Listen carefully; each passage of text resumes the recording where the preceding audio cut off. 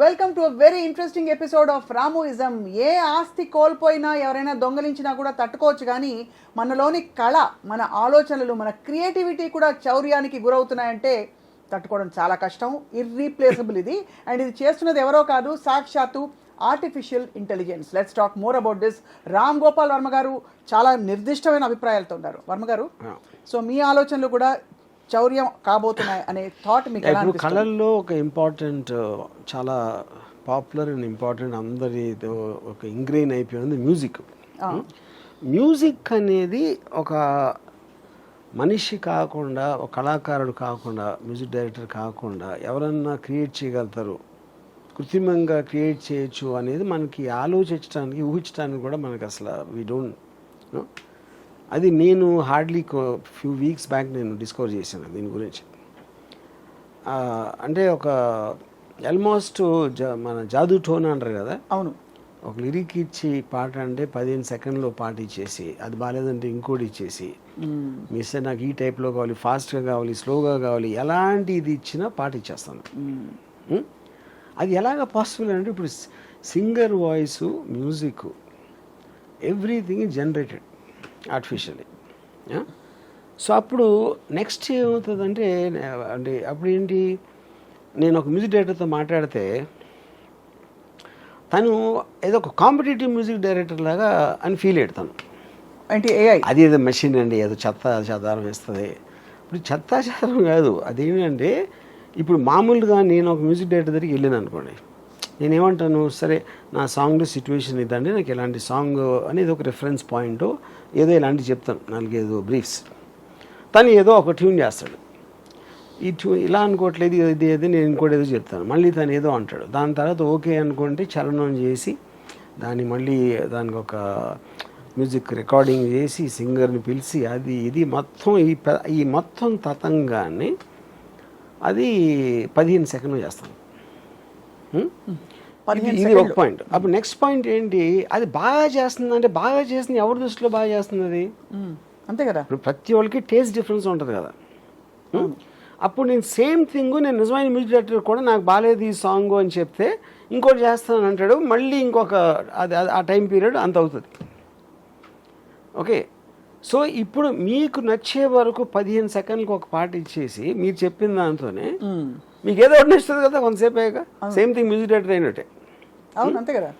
అప్పుడు music director తను ఏమన్నాడంటే, ఇప్పుడు ఒక యావరేజ్ మ్యూజిక్ డైరెక్టర్, అంత విషయం లేని మ్యూజిక్ డైరెక్టర్కి హెల్ప్ అవుతుంది అన్నాడు. నేనేమన్నా అండి, ఇది మ్యూజిక్ డైరెక్టర్ లేకుండా చేస్తుంది, ఇది మ్యూజిక్ డైరెక్టర్ హెల్ప్ కాదు. అట్ ద మోస్ట్ ఏంటంటే ఫైనల్గా మ్యూజిక్ అంటే ఏంటి, టేస్ట్ అది అంతే. ఇప్పుడు క్షణక్షణం పాటలు చాలా డిఫరెంట్గా ఉంటాయి. ఒక ఉదాహరణ చెప్తున్నా, లేకపోతే ఇంకో సినిమాకి ఏదో, లేకపోతే రోజాలో మణిరత్నం టేస్ట్ వేరే ఉంటుంది, నాది వేరే ఉంటుంది రంగీలాలో. సో ఒక డైరెక్టర్ కానీ, మ్యూజిక్ డైరెక్టర్ కానీ, ఎవరన్నా విన్నోడు కానీ, వాడి టేస్ట్ అనేది మ్యాటర్ అవుతుంది అక్కడ. అవును. అప్పుడు ఏఐ ఇచ్చిన మ్యూజిక్ని మీరు మీ టేస్ట్లో మీకు ఏమి నచ్చుతుంది అనేది యాక్చువల్ పాయింట్. అది మీ టేస్ట్ ప్రకారం ఏది మీకు ఓకే అవుతుంది. ఇప్పుడు మీకు ఫర్ ఎగ్జాంపుల్ కర్ణాటక సంగీతం ఇష్టం, నాకు లేదు. అవును. అప్పుడు నాకు కర్ణాటక రాగంలో ఇస్తే నేను కాదంట. కానీ మీరు చెప్పేటప్పుడే నాకు ఈ స్టైల్లో కావాలి, వాల్డ్స్లో కావాలి, హార్డ్ రాక్ కావాలి, లేకపోతే ఎక్సా వయ్య ఉన్న మ్యూజిక్ స్టైల్స్లో మీరే ఇస్తున్నారు, దాని ప్రాంప్ట్ ఏ స్టైల్లో కావాలి ఆ సాంగ్ అని. సో ఇక్కడ ఈ పాయింట్ మీరు చెప్తున్నది ఎలాబరేట్ చేస్తే, బిగ్గెస్ట్ బెనిఫిట్ ఏంటి, కాస్ట్ కటింగా, టైం సేవింగా, లేక? Obviously cost and time saving, అది ఆబ్వియస్. కానీ ఇంకా పెద్ద ఏంటంటే మ్యూజిక్ ఇండస్ట్రీ చచ్చిపోతుంది. ఇప్పుడు ఈ మ్యూజిషియన్స్ ఎందుకు నేర్చుకుంటారు మ్యూజిక్ అసలు? ఇప్పుడు సింగర్స్ ఎందుకు వస్తారు అంటే ఒక ప్రొఫెషన్, లేదంటే అది లేదు కదా. ఎందుకంటే అదంతా బైపాస్ చేసి ఇది మీకు ఇచ్చేస్తున్నప్పుడు ఆ ప్రొఫెషన్ మీరు అసలు దాన్ని ఫాలో అవ్వటం మీనింగ్ లేదు కదా ఇంకా. అయినా ఇది కొత్తగా ఎన్నోళ్ళకి షాకింగ్గా ఉంటుంది. నేను ఇప్పుడు ఒక డెమాన్స్ట్రేట్ చేస్తాను అన్నమాట. ఇప్పుడు ఒక లిరిక్ రైటర్ ఒక అమ్మాయిని మ్యాథమెటిక్స్తో పోల్చమని ఒక ఇది ఇచ్చాను, ఒక లిరిక్ కాన్సెప్ట్. ఓకే. ఇప్పుడు అతను ఇచ్చిన లిరిక్స్ని నేను ఈ one of these A generation music యాప్లో పెట్టాను. పెడితే అది అంటే నేను చెప్పిన దాన్ని బట్టి ఒక వర్షన్స్ ఇచ్చుకుంటూ పోయింది. ఓకే, నేను నా టేస్ట్కి ఏదో అనుకుని కొన్ని పల్లవులు చేశాను.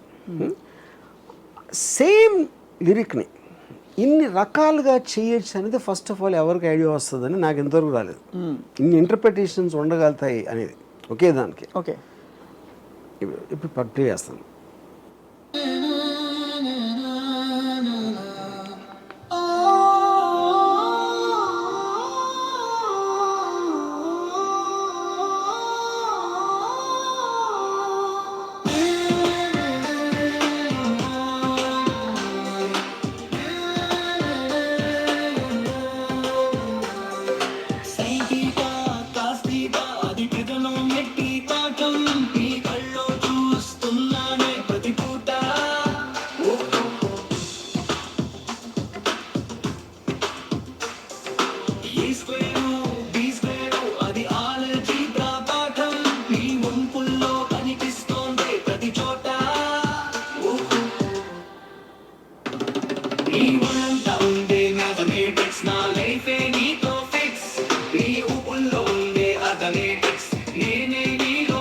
ఇదొకటి.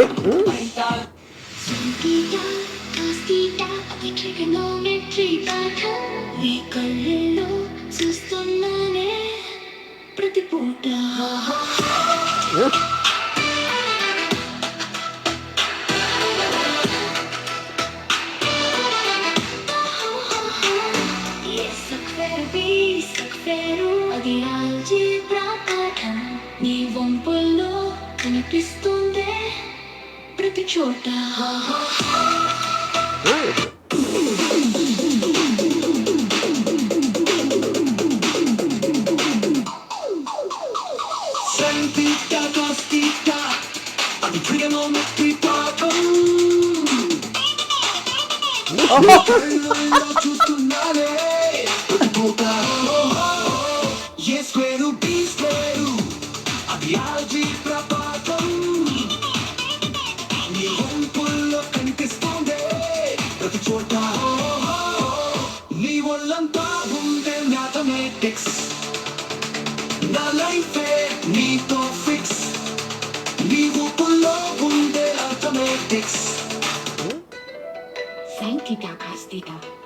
అది ట్రిగనోమెట్రీ పాఠం, నీ కళ్ళల్లో చూస్తున్నానే ప్రతి పూట.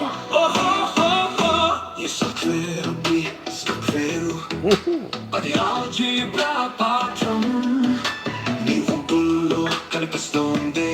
అప్పుడు లక్షణంగా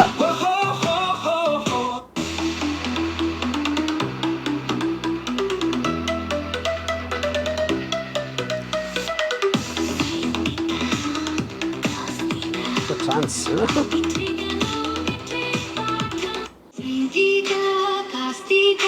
ట్రిగనోమెట్రీ పాఠం, నీ కళ్ళల్లో చూస్తున్నానే ప్రతి పూట. అది ఆల్జీబ్రా పాఠం, నీ వంపుల్లో కనిపిస్తోందే ప్రతి చోట. సో ఇప్పుడు మీకు 6 వినిపించాను, అది 100 ఇస్తుంది, 200 ఇస్తుంది variations. And all of them, each of them in 15-10 seconds. ఇప్పుడు వాయిస్ మ్యూజిక్ ఎవ్రీథింగ్ జనరేట్ చేస్తే ఇప్పుడు నిజంగా ఉన్న ఆర్టిస్టులు ఏమవుతారు, ఏం చేస్తారు వాళ్ళు? తప్పకుండా దట్ ఈస్ ద పాయింట్. అదే యా, అంటే 10-15 సెకండ్లలో ఈ క్వాలిటీ, అంటే ఒక ట్రాక్ ప్రొడ్యూస్ చేయడానికి మినిమం ముందు అసలు వాళ్ళ కళాత్మకత, వాళ్ళ క్రియేటివిటీ అన్ని వచ్చేసరికి మినిమం 4 hours, 2 గంటలైనా పడుతుంది. మీకు మొత్తం ప్రాసెస్ అంతా ఒక సాంగ్ ఇన్సెప్షన్ నుంచి ఫైనల్ ట్రాక్ రావడానికి 1 month పడుతుంది. 15 days to 1 month will be the time taken generally. కానీ సో ఇప్పుడు ఏమంటారు మీరు, అరే కదా ఏదేదో ఇచ్చారు, ఏదేదో కాదు, ఏదేదో ఇస్తాను కరెక్టే. ఇప్పుడు నేను ఉదాహరణకి నేను ఒకటి అనుకున్నా ఇది బాగుందని, వచ్చిన ఇన్ని వర్షన్స్లో నేను ఒక 10 మందికి వినిపిస్తే ఎవరెవరికి వేరే తెచ్చింది, ఎందుకంటే టేస్ట్ అందరిది ఒకటే ఉండదు కదా. అవును, మీకు నచ్చిన కొన్ని పాటలు ఫెయిల్ అవుతాయి, మీకు నచ్చని పాటలు సక్సెస్ అవ్వచ్చు సినిమాలాగా. అది that is all the time అవుతుంది. ఆర్ట్లో కూడా మీరు ఆర్ట్ గ్యాలరీకి వెళ్తే అందరికీ ఒకే పెయింటింగ్ నచ్చదు కదా. అవును, వేరే రోజులకి వేరేదే నచ్చుతాయి. కానీ మీకు స్పీడ్ ఆఫ్ జనరేషను అంత ఫాస్ట్గా ఇచ్చినప్పుడు అది ఎలాగ మీరు అసలు how will you even understand the cortex? కానీ టు బి చాలా ఇది ఎఫిషియన్సీ పాయింట్ ఆఫ్ వ్యూ నుంచి నో డౌట్ అన్డిబేటబుల్.